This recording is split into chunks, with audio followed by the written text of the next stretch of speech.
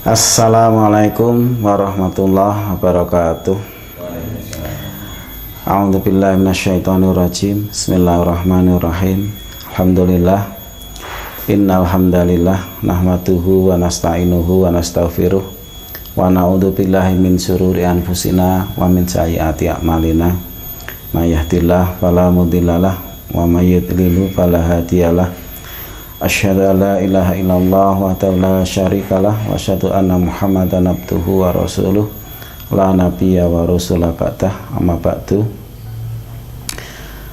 Pemirsa kajianmu rahimakumullah, yang pertama dan utama, marilah senantiasa puji dan syukur kita panjatkan kehadirat Allah Subhanahu wa taala atas perkenannya, atas limpahan rahmat dan nikmatnya. Kesempatan kali ini kita bisa bersilaturahmi melalui media YouTube ini dalam keadaan sehat walafiat tanpa kurang suatu apapun. Selanjutnya selawat serta salam semoga senantiasa tercurah pada junjungan kita Nabi Agung Muhammad sallallahu alaihi wasallam, pada keluarganya, pada para sahabatnya, dan pada seluruh pengikutnya hingga yaumil kiamah nanti. Pemirsa kajianmu rahimakumullah, ada kalanya kita dalam menjalani kehidupan ini kita harus berpikir secara detail, secara rigid, secara rinci terhadap hal-hal yang kita kerjakan dalam kehidupan kita sehari-hari. Karena apa? Karena hidup kita ini hanya sekali. Kita hanya diberi kesempatan hidup di dunia ini hanya sekali oleh Allah Subhanahu wa taala. Karena itu perlu segala sesuatunya kita rancang, kita manage dengan sebaik-baiknya agar hidup yang sekali ini berarti bagi kita sekalian atau memberi arti bagi kita sekalian, baik bagi diri kita pribadi, bagi keluarga, bagi masyarakat, bagi nusa dan bangsa, tentu juga bagi agama kita, agama Islam. Untuk itu marilah kita upayakan semaksimal mungkin supaya hidup kita yang sekali ini menjadi hidup yang berarti. Sekali lagi, marilah kita detailkan atau sekali-sekali kita rinci kehidupan kita di dunia ini. Dalam ilmu ekonomi, khususnya ilmu manajemen, ada proses manajemen yang itu terkait dengan beberapa hal atau beberapa kegiatan. Dalam manajemen itu ada yang namanya input, ada yang namanya proses, kemudian ada yang namanya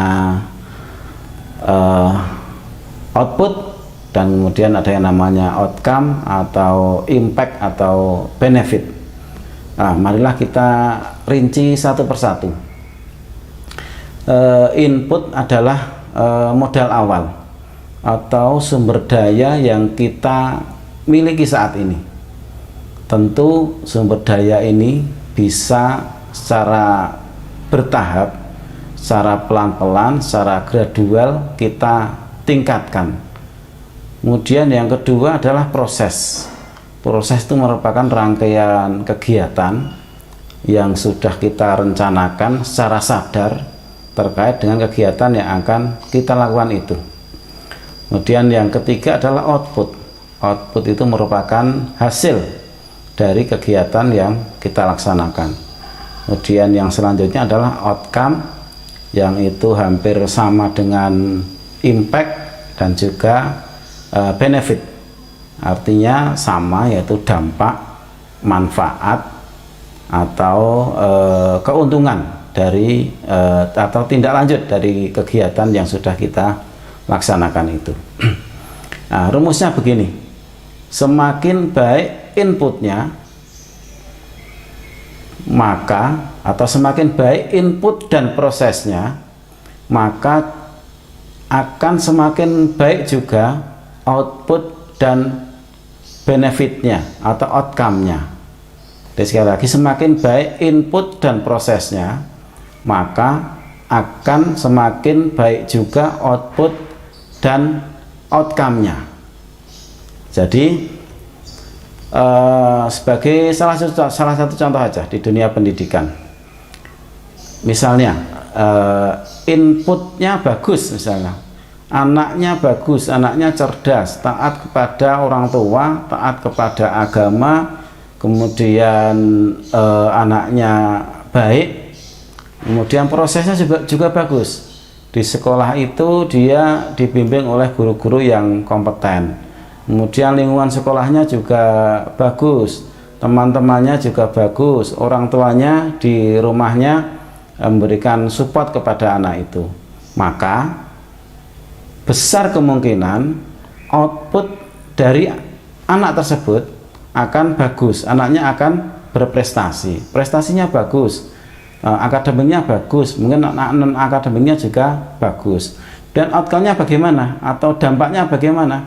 Maka ketika dia lulus sekolah akan mudah mencari pekerjaan misalnya, atau akan mudah mencari sekolah favorit yang dia kehendaki.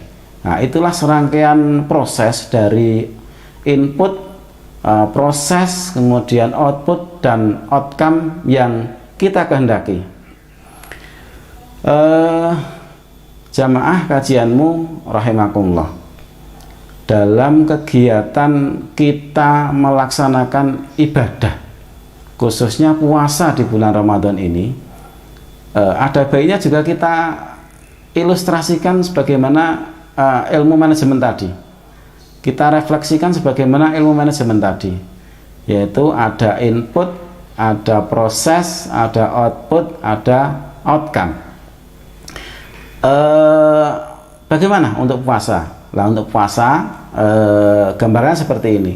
Jadi input kita berpuasa tentunya adalah kita sebagai orang yang beriman, sebagaimana perintah Allah dalam surat Al-Baqarah 183, A'udzubillahi minasyaitonirrajim, ya ayyuhalladzina amanu kutiba alaikumusiyam kama kutiba alal ladzina min qablikum la'allakum tattaqun. Jadi inputnya adalah ya ayyuhalladzina amanu, hai orang-orang yang beriman. Inputnya, modalnya adalah kita, orang-orang yang beriman ini. Tentunya iman kita itu bertingkat juga, dalam level 1 sampai 10 mungkin pasti akan berbeda-beda setiap orang keimanannya. Nah, nanti juga akan berpengaruh pada tahapan berikutnya. Jadi inputnya, modal awalnya adalah iman dalam proses manajemen puasa ini.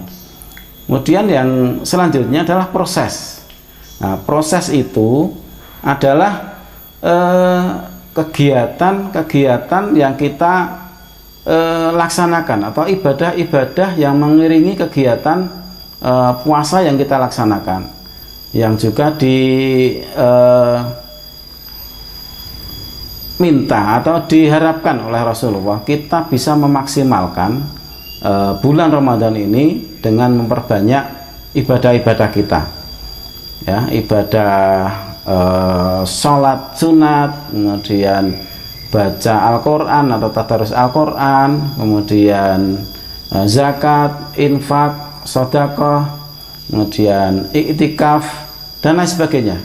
Pokoknya kegiatan-kegiatan yang positif atau amalan-amalan yang baik, amal-amal yang soleh itu kita tingkatkan, kita laksanakan selama bulan suci Ramadan ini. Itu untuk memperkuat proses kita, untuk memperkuat proses kita dalam rangka nanti mencapai tujuan. Kemudian proses selanjutnya adalah outcome atau output dulu. Output kita berpuasa ini adalah la'allakum tattaqun, agar kita menjadi orang-orang yang bertakwa. Tadi sudah kita sampaikan bahwa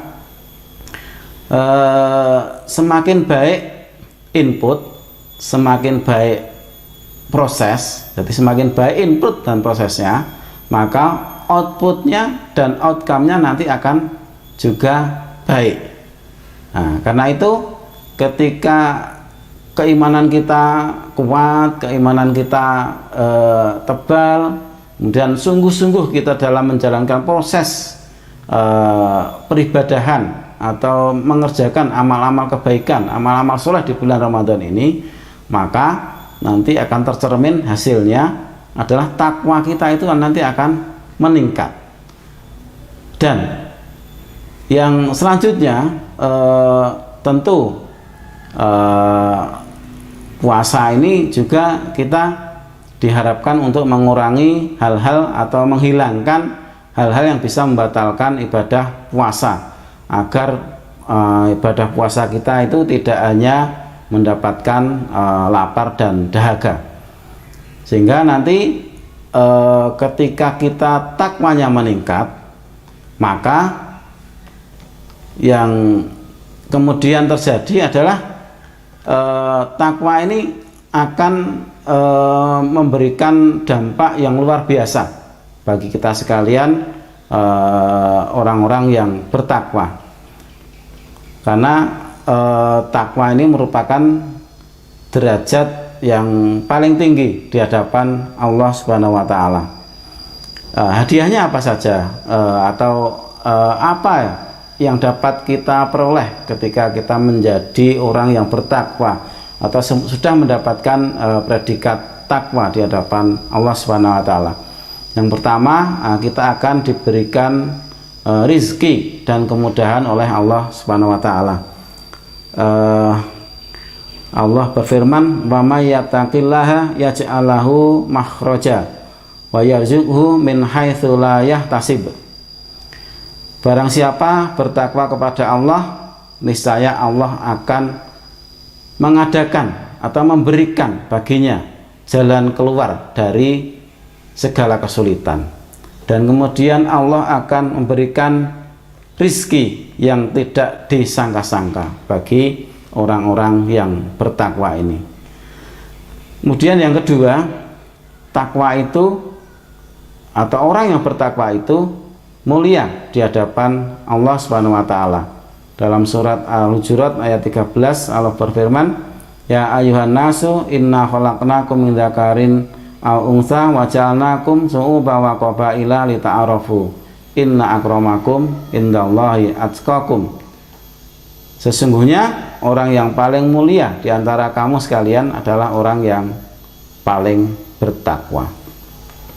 Kemudian yang ketiga, dengan takwa maka Allah akan memperbaiki amalan-amalan kita dan akan memberikan ampunan terhadap dosa-dosa kita, serta kita akan mendapatkan kemenangan.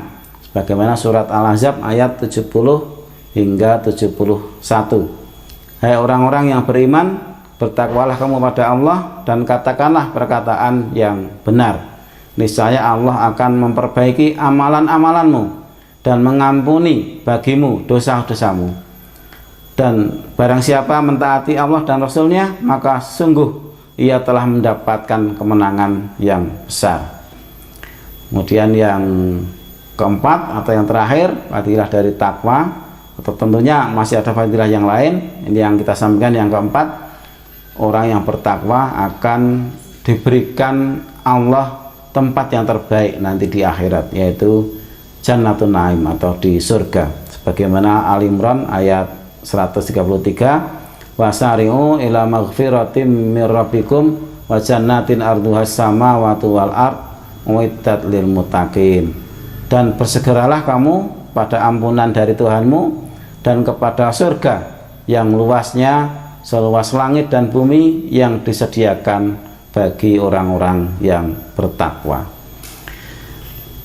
Jamaah kajianmu rahimakumullah, itulah beberapa hal yang dapat kita sampaikan terkait dengan manajemen puasa yang perlu kita perhatikan, yang detailnya sekali-sekali kita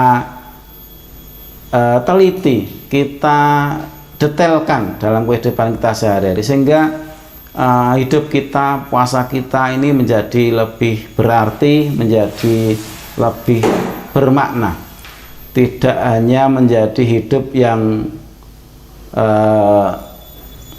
ubiang-ubiung, tidak menjadi puasa yang ubiang-ubiung saja, yang anut runtut ikut dengan yang lainnya, tapi kita punya dasar, punya keyakinan yang kuat, sehingga puasa kita dan juga ibadah-ibadah kita yang lain ini bisa menjadi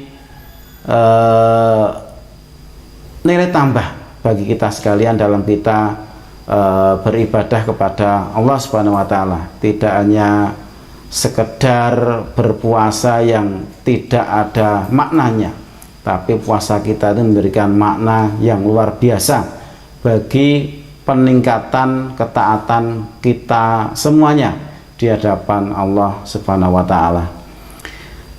Sebelum saya akhiri, silahkan jamaah kajianmu semuanya untuk jangan lupa subscribe, kemudian like, komen, dan share channel YouTube kita bersama ini. Sekian, billahi taufiq wal hidayah. Assalamualaikum warahmatullahi wabarakatuh.